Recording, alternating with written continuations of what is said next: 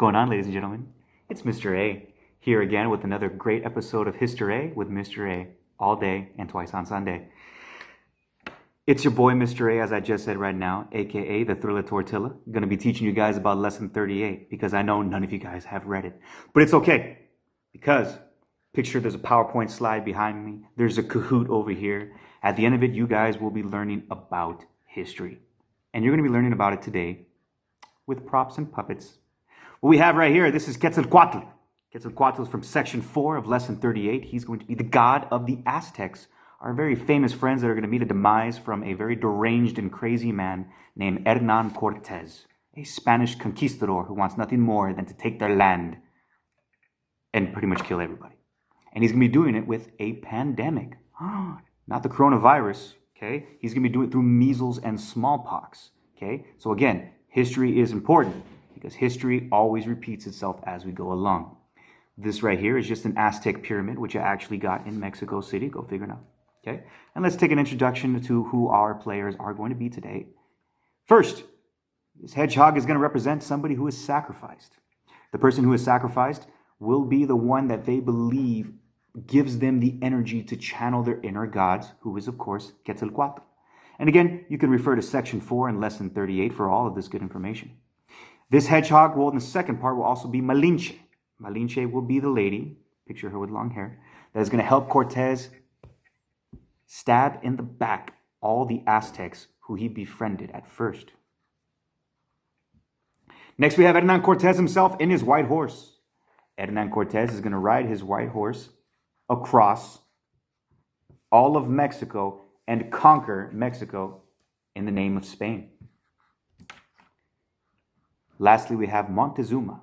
Montezuma was one of the last Aztec warriors and Aztec emperors who's going to befriend and then eventually be betrayed by Hernan Cortez himself. And lastly, we have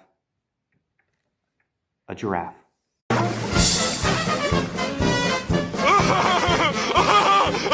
It's a giraffe! This is how the section starts off. We know that Queen Isabella and King Ferdinand are going to send across their ship Christopher Columbus to go on 1492. When Christopher Columbus gets there, he's going to have a gentleman by the name of Hernan Cortez who is going to be absolutely mind blown at all the stuff that they discovered. Okay? Not only do they discover a new world, and I put that in quotations because 12 million people had already been living here, but they discover a new way to get land and to get cheap labor and to get everything they need for their European desire to obtain everything and spread religion. But there's only one thing in their way, a very powerful dynasty by the name of the Aztecs. The Aztecs are in central Mexico. And although we haven't covered them just yet, the age of exploration is very important, and it's going to be what we're going to spend a lot of time on. Now, the Aztecs were some very serious people that Lesson 38 talks about. They followed many different gods. Quetzalcoatl, this guy right here, being the most important god of all. What they were famous for was sacrificing their victims live by the millions, and they thought that by sacrificing that, he's good. By sacrificing that they would be able to get the blood and feed this god Quetzalcoatl's thirst and make him happy. Okay? So how did that work? They would pull out a guy. No, I don't want to be sacrificed. Please, I got a family of other hedgehogs. And they would take him to the pyramid, and using a knife, they would cut out his heart while he was still alive and offer it up to the gods.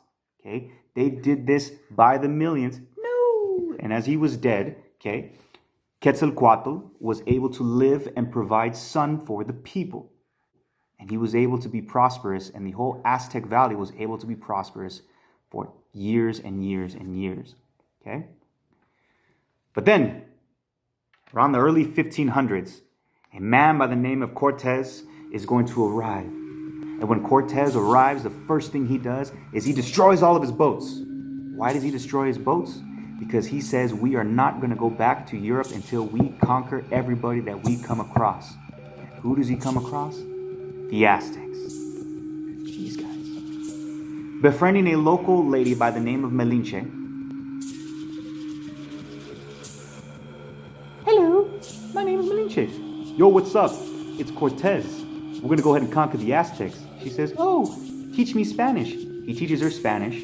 She teaches him the native language, and they're going to set out on a quest together all the way to Mexico City.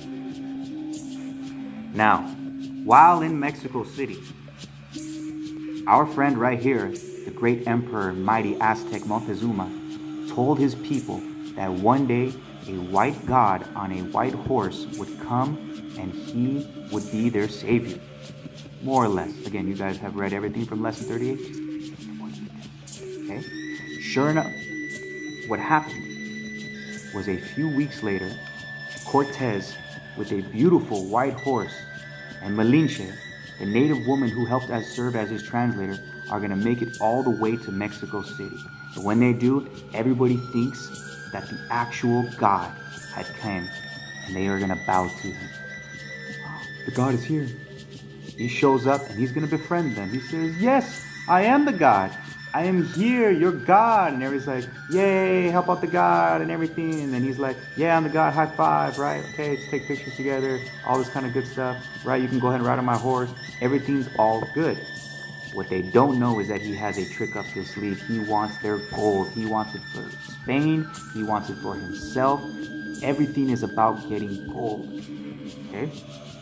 So what he's going to do is he is going to spread smallpox, a disease, to all of the women and children and old men, so that way they can wipe them out, because the natives had never got any of the European diseases.